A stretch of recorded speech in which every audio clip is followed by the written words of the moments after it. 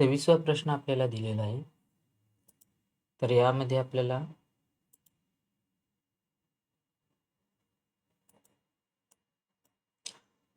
वर्गमुळात x कंसाचा 3/5 गुणिले वर्गमुळात x कंसाचा 2/5 अधिक 2 वर्गमुळात x आणि छेदामध्ये 2 गुणिले वर्गमुळात x कंसाचा 2/3 गुणिले वर्गमुळात x कंसाचा 1/3 अधिक वर्गमुळात x अशा प्रकारचं आपल्याला गणित दिलेलं आहे आणि आपल्याला हे सोडवायचं आहे. तर याचे खाली काही पर्याय दिले तर आपण याला सोडवूयात. तर अशा प्रकारचं गणित दिल्यानंतर आपल्याला याला सोडवायचं आहे.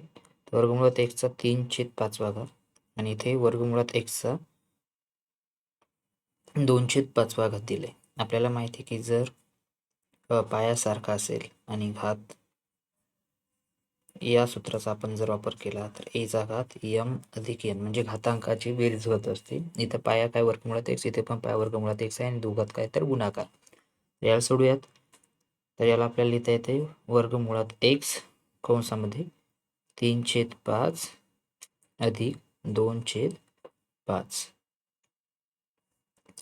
आणि इकडे 2चा वर्गमुळात x. वरची ही संख्या आपली सोडवून झालेली आहेत. वरचं पद खाली काय दिले ते पाहू आता. इथे पण त्याचप्रमाणे आपल्याला करता येईल.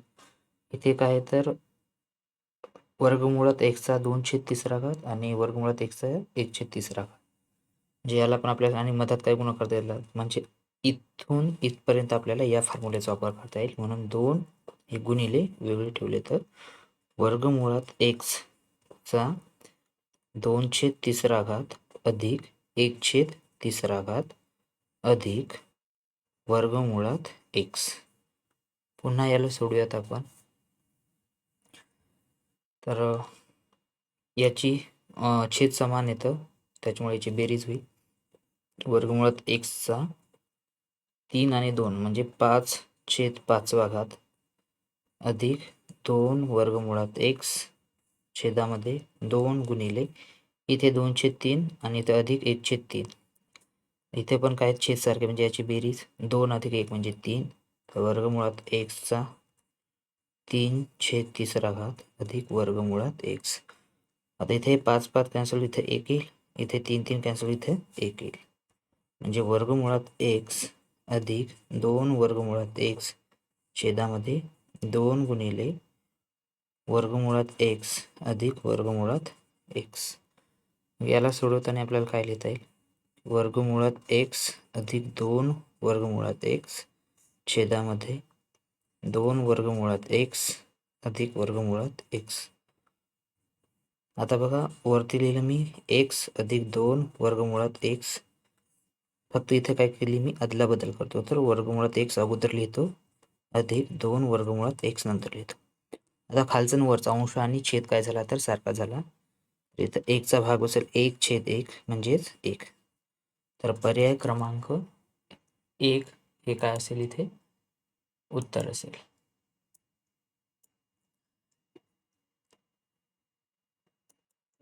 27व्या प्रश्नामध्ये आपल्याला दिलंय की संख्या रेषेवर काय घेतलाय m हा बिंदू घेतलाय. m बिंदूचा जो निर्देशांक आहे तो आहे 2/3 आहे, बरोबर.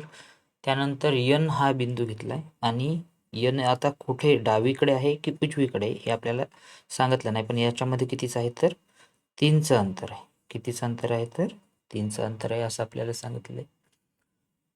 तर n बिंदूचे निर्देशक किती किंवा कोणते आपल्याला या n चे काय काढायचे निर्देशक काढायचे. आता m पासून जर आपण संख्या रेषेकडे उजवीकडे केलं म्हणजे संख्या अधिक होत चालणार, वाढत चालणार आणि डावीकडे जर गेलं तर संख्या काय होणार वजा होत चालणार. तर आपल्याला किंमत दिलेली आहे की m.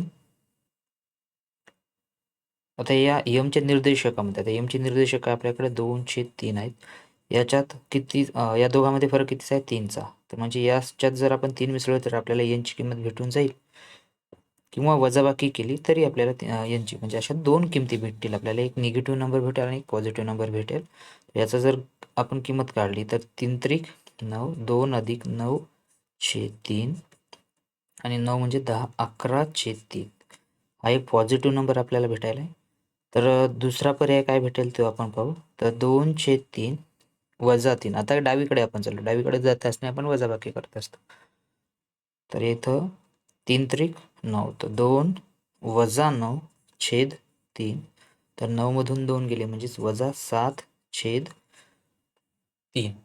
तर अशा प्रकारचे आपल्याला 2 पर्याय भेटतील.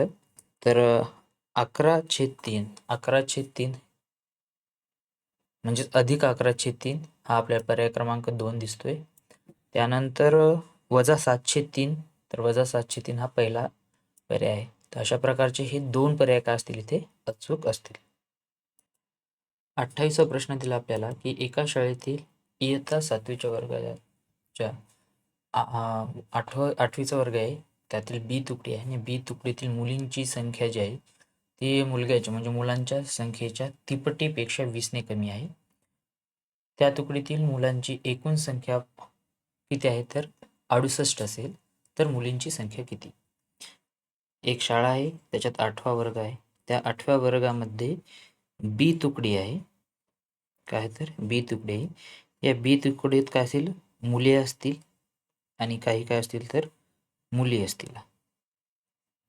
तर याने कंडिशनल स्टेटमेंट त्यामध्ये काय दिलं की मुलींची जी संख्या आहे ती मुलांच्या संख्येच्या तिपटीपेक्षा 20ने कमी. म्हणजे मुले जर एक्स असतील तर मुली काय येतात त्याच्या तिपटीपेक्षा 20ने कमी आहे. म्हणजे एवढे मुले असतील आणि एवढ्या काय असतील मुली असतील. तर आपल्याला इथे काढायचं काय, तर मुलींची संख्या किती आहे ती काढायची आणि दोन्ही मिळून म्हणजे मुले आणि मुली मिळून किती आहे, दोघांची बेरीज आहे. या दोघांची जर बेरीज केली तर ती किती ते 68. आणि आपल्याला फक्त मुली किती आहेत, तर असा प्रश्न आहे. तर बघा मुलासाठी आपण x मानलेला आहे आणि मुलीची किंमत काय मानतोय आपण इथं 3x वजा 20 मानतोय. आणि या दोघा मिळूनची जी बेरीज आहे तर ती किती आहे 68 आहे. तर याला सोडत असताना 3x अधिक x म्हणजे 4x वजा 20 बरोबर 68. 4x बरोबर 68 अधिक 20. 4x बरोबर 88. 68 आणि 20 88. तर x बरोबर 88/4. तर एक्सची किंमत येईल 22. एक्सची किंमत किती येईल आपल्याकडे 22 येईल. बरोबर. आता एक्सची किंमत 22 आली. त्यानंतर बघा सर्वात महत्त्वाचं येतं की एक्सची किंमत आपल्याकडे किती आली 22 आली. आपल्याला ही जी एक्सची किंमत म्हणजे मुलांची किंमत आली, आपल्याला काय पाहिजे तर मुलींची किंमत पाहिजे. तर मुलीसाठी आपल्याकडे आहेत मुली बरोबर 3x वजा 20. 3 गुणिले एक्सची किंमत किती आहे तर 22 वजा 20. तर 22 गुणिले 3 म्हणजे 66 वजा 20. तर उत्तर येईल आपलं 46.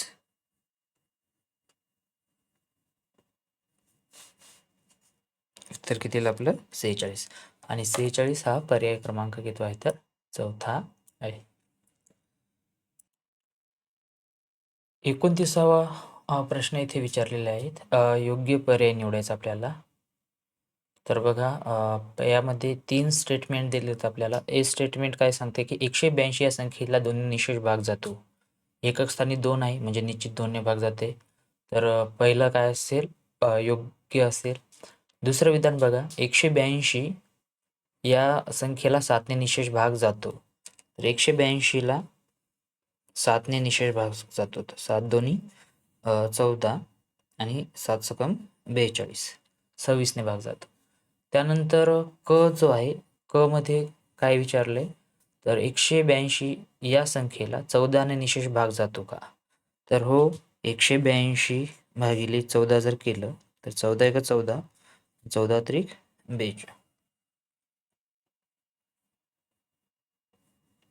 तर अशा प्रकारे अ ब आणि क हे जे तिन्ही विधान आहेत हे तिन्ही विधान काय आहेत बरोबर आहेत.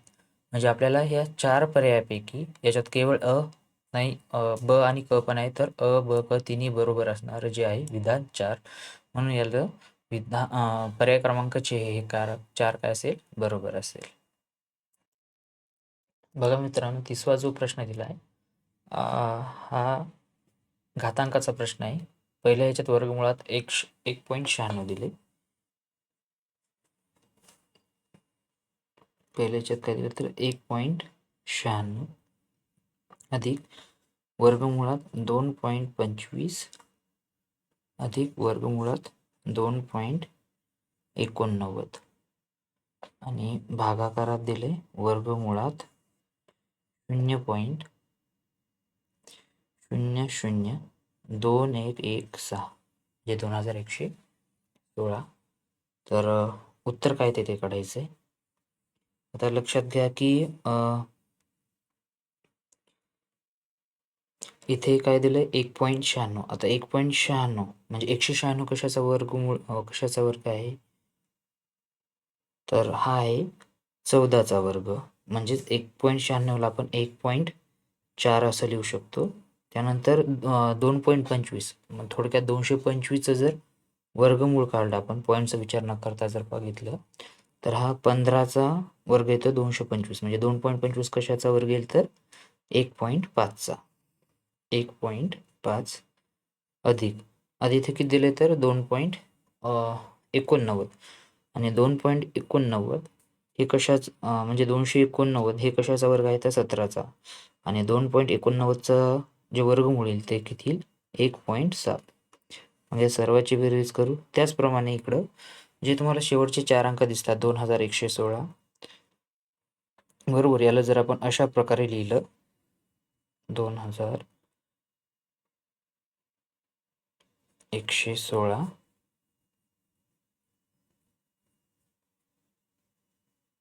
इथे पॉईंट दिला गुणिले किती संख्येने वाढवली इकडे तर 4. तर बघा काय येते उत्तर. 5 अधिक 4 9 9 आणि 7 1606 चाला 1 आणि 1 2 3 आणि 1 4 4.6. आता 21.16 याचं पण वर्गमूळ काय येईल आपल्याकडे, याचं वर्गमूळ येईल आपल्याला 4.6. कारण 2116 हे कशाचा वर्ग आहे तर 46चा वर्ग आहे म्हणून. त्यानंतर इकडे काय तर 10चा वजा 10चा चौथा घात होता तर तो काय होईल 10चा वजा दुसरा घात होईल बरोबर. इथे 4.6 4.6 कॅन्सल होतील. 1/10चा वजा दुसरा घात किंवा यालाच आपण काय म्हणू शकतो, हे वजा 10 वर गेल्यावर अधिक 10चा दुसरा घात असं आपल्याला म्हणता येईल. तर याच्यात पर्याय क्रमांक पहिला जो असेल तो काय असेल, योग्य असेल. 31वा प्रश्न विचारलेला आहे की खालील आकृतीत रेषा AB आणि रेषा CD, AB आणि CD ह्या काय तर 2 समांतर रेषा आहेत. AB आणि CD. एक मिनिट बघा, AB आणि CD या 2 रेषा ज्या आहेत ह्या कशा आहेत तर समांतर रेषा आहे. AB ला CD समांतर आहे. PR त्याची काय दिली तर छेदिका दिली. म्हणजे ही जी PR आहे ही काय आहे याची छेदिका आहे. जी रेषा AB ला P बिंदूत छेदते, जी रेषा AB ला म्हणजे AB ला P बिंदूत छेदते आणि रेषा CD ला R मध्ये छेदते. आंतरकोनाच्या एका जोडीचे दुभाजक बिंदू T मध्ये छेदतात. बघा, म्हणजे ही जी रेषा PT आहे ही रेषा AB ला P बिंदू छेदायली आणि ही जी रेषा आहे RT ही CD ला या R बिंदू छेदते. आणि हे जे दोन्ही जे आहेत PT आणि RT हे काय तर आंतरकोनाचे काय तर कोन दुभाजक. आता आंतरकोन म्हणजेच काय तर इथे BPR काय म्हणतो मी, हा BPR हा एक आंतरकोन आहे. याच्यासोबतचा आंतर कोणता येईल तर PRD म्हणजे हा 1 आणि याच्यासोबत येणारा हा 2. तर या दोघांचं काय सांगितले त्यांनी कोन दुभाजक आहेत. म्हणजेच काय म्हणता येईल आपल्याला की अँगल आर, अँगल BPR अधिक अँगल याच्यासोबत जो कोण येईल तर ते कोण कोणता असेल,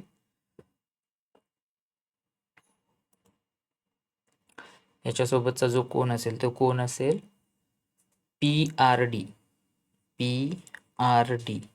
हे दोन्ही आंतरकोन आहेत आणि या आंतरकोनाची बेरीज 180 अंश असते, हे सर्वांना माहिती आहे. त्यानंतर सांगितलं की हे जे कोन आहेत म्हणजे BPT किंवा TPR, आता हा जर तो याचा कोन दुभाजक असेल तर साहजिक हे दोन कोन कसे असतील, सारखे असतील, बरोबर. याला आपण काय लिहू शकतो बघा. आता या दोन कोणाची बेरीज आपल्याकडे 180 अंश आली, म्हणजे साहजिक आहे की या दोघांची या दोन्ही कोणाचे काय काढले आपण, कोन दुभाजक काढले आणि त्या कोन दुभाजकाची जर बेरीज केली तर ही काही याच्या निम्मे येणार. किती? निम्मे. म्हणजे तुमचा हा जो इथलचा अँगल तयार व्हायला RPT, अँगल RPT आणि अँगल PRT या दोघांची बेरीज काय असेल, 90 अंश. का? याच्या मागचं कारण काय? कारण या दोन मोठ्याल्या कोणाची बेरीज काय आहे, 180 अंश. हे एकमेकाचे हे काय तर दोन्ही कोन दुभाजक आहेत. इथं या PT आणि RT काय आहेत, कोन दुभाजक. त्याच्यामुळे हे जे तयार होणारे जे कोन असतील, इथलचा हा कोन आणि इथलचा हा कोन, या दोघांची जी बेरीज यायली ही किती यायली तर आपल्याकडे 90 अंश यायली. त्यानंतर आपण जर या त्रिकोणाचा विचार केला, कोणता, PRT, तर यामधला P आणि अँगल P आणि अँगल R याची बेरीज किती आहे, 90 अंश, म्हणजे अधिक अँगल T राहील आपल्याकडे याचा. तर या टोटल किंमत किती असते कोणत्याही त्रिकोणाच्या, तिन्ही कोणाची, तर 180 अंश असते. याच्यातली P अधिक R ची किती भेटली आपल्याला, 90 अंश. तर ही आपण हे 90 अंश लिहिली, अधिक अँगल T लिहिला. त्यानंतर हा अँगल T घेतला, 180 मधून 90 गेले, म्हणजे काय राहिलं तर इथं 90 अंश. तर अँगल T जो असेल हा किती असेल, 90 अंशाचा आहे असं आपल्याला म्हणता येईल. आणि इथे पर्याय क्रमांक किती दिला आपल्याला, हा चौथा दिलेला आहे. बघा इथे साखरेचा जो दर दिलेला आहे तो 25% वाढला, त्यामुळे जो खप आहे त्या साखरेचा हा 15% कमी झाला. तर शेकडा नफा किंवा शेकडा तोटा किती झाला असं गणित विचारलेलं आहे. तर बघा जर आपण आता याला दोन प्रकारे आपल्याला सोडवता एक असते सक्सेसिव्ह पर्सेंटेज असते आणि दुसरं जे असते तर ते आपण बघूया. तर जो साखरेचा जो दर आपण जर काय मानला, 100 रुपये मानला, आणि किलोमध्ये जर साखर बघितली तर ती काय होती, 100 रुपये दराप्रमाणे 100 किलो साखरेची विक्री व्हायची. तर दर किती टक्क्याने वाढवला, तर दर आपण किती 25% वाढवला. किती? 25% वाढवला. 25% वाढवल्यानंतर आता 100चे 25% म्हणजे 25, तर आता दर किती असेल, 125 रुपये प्रति किलो असेल. आणि किलोमागे किती खप कमी झाला, तर तो झाला आपल्याकडे किती, 15% कमी झाला. मग 15% जर कमी झाला तर 100चे 15% म्हणजे 15 येईल, आणि 100मधून 15 गेले म्हणजे 85, बरोबर. तर सुरुवातीचा व्यवहाराचा जर खर्च पाहिला तर तो कितीचा, 100 गुणिले 100 म्हणजे 10,000, आणि नंतरच्या व्यवहाराचा जर खर्च पाहिलं तर तो येईल 125 गुणिले 85 म्हणजे 10,625 येईल. तर मग आता नंतर विक्री करून त्याला अधिकचे 625 रुपये जास्त भेटायले, म्हणजे याच्यात काय झालं, त्याचा नफा झाला. तर सुरुवातीचा जो खर्च पाहिला म्हणजे सुरुवातीची खरेदी किंवा सुरुवातीचा जो व्यवहार होता हा 10,000चा होता. नंतर त्याच्यात जो फायदा झाला, अधिकचा फायदा किंवा आपण त्याला नफा म्हणतो, तो 625 रुपयाचा झाला. आणि याचा जर शेकडा नफा काढला आपण तर हा किती यायला, हा यायला 6.25, हा काय यायला नफा. आता अशा प्रकारे आपल्याला हे गणित सोडवता येतं. दुसरा काय प्रकार आहे तर बघा किती टक्क्याने साखरेचा दर जो आहे हा किती टक्क्यांनी वाढ झाली म्हणजे अधिक, तर हा झाली 25%. बरोबर. त्यानंतर खप किती टक्क्याने कमी झाला, तर साहजिक हे किती 15% खप झाला, म्हणून इथं वजा लिहिलं मी. त्याच्यानंतर याची बेरीज करायची असते आपल्याला. तर इथे कशा कशाचा गुणाकार होईल, तर हा 25 हा अधिक आहे म्हणून 25 जशा तसे गुणिले. आता इथे खप झाला म्हणजे किंमत खप आहे जो त्याची किंमत काय कमी झाली म्हणजे निगेटिव्ह नंबर, म्हणजेच वजा 15 याला भागिले 100 करायचं. अशा प्रकारचं आपल्याला हे मांडणी करून घ्यायची. त्यानंतर 25 मधून 15 गेली म्हणजे आपल्याकडे उरले 10 अधिक. आता 25 गुणिले 15, तर 15 पाची 75, 15 दोन्ही 30, 30 आणि 7 37 आणि हे 100 होते. हे 100 जशाल तसे लिहू आपण, नंतर करूया त्याला 10 अधिक. आता याला दशांश चिन्हामध्ये म्हणजे 100 जर आपल्याकडून टाकायचे इथं पॉईंट देता येईल 3.75, पण लक्षात घ्या इथं मायनस असल्यामुळं ही पण किंमत काय होईल मायनस, आणि इथं मायनस असल्यामुळे इथं पण काय होईल मायनस. म्हणजे 10तून 3.75 गेले तर किती 6.25 हे उत्तर येईल. आणि हे काय आले पॉझिटिव्ह आले. पॉझिटिव्ह झाले म्हणजेच काय झालं इथं नफा झालाय, आणि शेकडा नफा किती झाला तर 6.25% झाला असं आपल्याला इथं म्हणता येईल. तर हे आपल्याला पर्याय क्रमांक दुसऱ्यामध्ये दिसत आहे. 33 नंबरचा प्रश्न बघा. यामध्ये काय काय दिले, तर यामध्ये सुरुवातीला दिलंय तुम्हाला a चा घात x कंसाचा घात y वजा z, त्यानंतर गुणिले कंसामध्ये a चा घात y आणि कंसाचा घात ZY x गुणिले a चा जो घात दिलाय तुम्हाला z कंसाचा घात x वजा y. बरोबर. तर इथं आपल्याला a to the power m to the power n म्हणजेच a to the power m into n या घातांकाच्या नियमाचा आपल्याला इथे वापर करावा लागतो. तर पहा याला सोडूयात आपण. तर काय होईल, a चा जो घात आहे x कंसामध्ये गुणिले y वजा z गुणिले a चा घात y कंसामध्ये z वजा x गुणिले a चा जो घात आहे z गुणिले कंसामध्ये x वजा y. याला सोडू आपण. याचा जर पाहिलं तर a चा घात xy वजा xz गुणिले a चा घात yz वजा yx गुणिले a चा घात zx वजा zy. आता इथपर्यंत सोडून झालं. आता गुणाकाराच्या रूपात असताना या सगळ्याचा जो बेस आहे पाया आहे तो काय सारखा, आणि पाया सारखा असेल गुणाकार असेल तर या सर्वांची काय होईल बेरीज होईल. या घातांकाची काय होईल बेरीज. मग आपण a चा आता पाया लिहिला, त्यानंतर घातांक लिहू तिथं एक्स वाय वजा एक्स झेड, त्यानंतर अधिक वाय झेड वजा वाय एक्स अधिक झेड एक्स वजा झेड वाय. आता एवढी मांडणी करून झाल्यानंतर आपण याला सोडूयात. बघा जे जे कॅन्सल करता येईल ते कॅन्सल करू.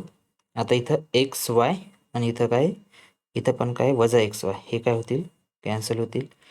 त्याच्यानंतर काय काय कॅन्सल होईल, तर इथं दिले वजा एक्स झेड वजा एक्स झेड दिले, आणि इकडे काय दिले अधिकचं एक्स झेड, म्हणजे हे पण कॅन्सल झाले. तर म्हणजे वजा बाकी होईल, शून्य येऊन वाय झेड वजा Y Z, sorry Y Z. म्हणजे इथं ए चा घात 0 आणि ए चा घात 0 आपल्या पर्यायामध्ये कुठे दिसत नाही, आणि ए चा घात 0 म्हणजे त्याची किंमत नेहमी काय असते ही 1 येत असते. हे आपल्याला घातांकाच्या नियमामध्ये हा घातांकाचा नियम आपल्याला माहीत आहे. याच्यामुळे आपला पर्याय क्रमांक जो असेल तर होय किती येईल 1 हे उत्तर असेल. बघा 34वा प्रश्न दिला की एका वस्तूची किंमत जी आहे ती 20% वाढली आणि काही दिवसांनी पुन्हा 20% कमी झाली, तर शेवटची किंमत मूळ किमतीपेक्षा कमी होईल का जास्त होईल आणि किती? बघा, एक वस्तू घेतली आपण, त्याची मूळ किंमत आपण 100 मानू. किती मानायची आपल्याला? 100 जर मानली तर काय होईल बघा. आता काय सांगितलंय की या वस्तूची जी किंमत आहे किती टक्क्याने वाढली, तर 20% वाढली. म्हणजे तिची आपल्याला 120 झाली. 120% जर किंमत काढली तर किती येते? येते 120, बरोबर. त्यानंतर काय झालं, काही दिवसांनी तिची किंमत ही काय झाली, 20% घटली. म्हणजे 20% घटली म्हणजे 100%तून 20% घटली, तर 80% काढावे लागतील तिचे. 80% किती येतात? तर बारीआठी 96. म्हणजे आणि मूळ किंमत किती आहे त्याची, तर मूळ किंमत आपण 100 मानली होती. आताची किंमत किती आहे त्याची? 96 आहे. तर 100 वजा 96 म्हणजे 4चा फरक यायला, तर 4 रुपयाने काय होईल, ती 4 रुपयाने कमी होईल. मूळ किंमत किती त्याची? 100 रुपये. मूळ किमतीपेक्षाच विचारले ना. तर शेवटची किंमत ही मूळ किमतीपेक्षा कमी होईल का जास्त, तर ती काय होईल? कमी होईल. आणि किती रुपयाने होईल, तर 4 रुपयाने कमी होईल. म्हणजे आपल्याला इथं पर्याय क्रमांक 3 हा काय असेल? ऑप्शन असेल, योग्य उत्तर असेल. 35वा प्रश्न दिला आपल्याला की एका चौरसाचा कर्ण किती आहे, तर 7 सेमी आहे. तर त्याच्या बाजूची लांबी किती आहे? बघा मित्रांनो, अशा प्रकारचा काय असतो, आपला चौरस असतो. चौरसाची प्रत्येक भुजा ही सारखी असते. प्रत्येक भुजा काय असते? सारखी असते. त्यानंतर कर्ण किती राहतो आपल्याला? 7 सेंटीमीटर दिला, बरोबर. आणि कर्ण म्हणजे 90 अंशासमोरील बाजू असते. इथं आपल्या पायथागोरसचा प्रमेय वापरता येतो. आणि कर्णाचा वर्ग म्हणजे हे काय, तर याची प्रत्येक बाजू सारखी असल्यामुळे 2 गुणिले बाजूचा वर्ग म्हणता येईल आपल्याला. तर याची जर बाजू काढायची, आपण बाजू काय मानली इथं? x. कर्ण किती दिले आपल्याला? 7. म्हणजे 7चा वर्ग बरोबर 2 गुणिले xचा वर्ग मानला आपण. तर xचा वर्ग बरोबर 7चा वर्ग छेद 2. xचा वर्ग, तर 7चा वर्ग किती येते? 49 छेद 2. आता हे xचा वर्ग आहे, तर इकडे गेल्यावर काय होईल? वर्गमुळात येईल. वर्गमुळात 49 छेद 2. याचा आपल्याला वर्गमूळ सेपरेट करता येते. 49 छेद वर्गमुळात 2. 49 काय आहे, तर कशाचा वर्ग आहे, तर 7चा. 7 छेद वर्गमुळात 2. पण हे आपल्याला उत्तर कुठे दिसत नाहीये, त्यामुळे आपल्याला 7ला काय लिहिता येईल, तर 7ला आपल्याला 3.5 गुणिले 2 जर केलं तर आपल्याला 7 आहेत. 5 दोन्ही 10 शिला 0, हातचाला 1, 3 दोन्ही 6 आणि 1 7. 7.0 म्हणजे 7. तर आपल्याला x बरोबर या 7ला आपण या मांडणीत करू शकतो. 3.5 गुणिले 2 छेदामध्ये वर्गमुळात 2. आता आपल्याला माहित आहे की वर्गमुळात 2 गुणिले वर्गमुळात 2 केलं म्हणजेच काय व्हायला? वर्गमुळात 2 कंसाचा वर्ग व्हायला. आणि वर्ग आणि वर्गमूळ कॅन्सल होते म्हणजे 2. तर या 2च्या ऐवजी मी वर्गमुळात 2 गुणिले वर्गमुळात 2 लिहू शकतो. तर इथे मी काय करीन आता बघा, x बरोबर 3.5 गुणिले वर्गमुळात 2 गुणिले वर्गमुळात 2 छेदामध्ये हे वर्गमुळात 2 लिहिली मी. हे वर्गमुळात 2 कॅन्सल झाले. तर जी एक्सची जी आपली किंमत आहे, तर एक्सची किंमत येते आपल्याकडे 3.5 वर्गमुळात 2. 3.5 वर्गमुळात 2 आणि हेच काय आहे, तर उत्तर. आणि हे आपल्याला दिलेलं आहे पर्याय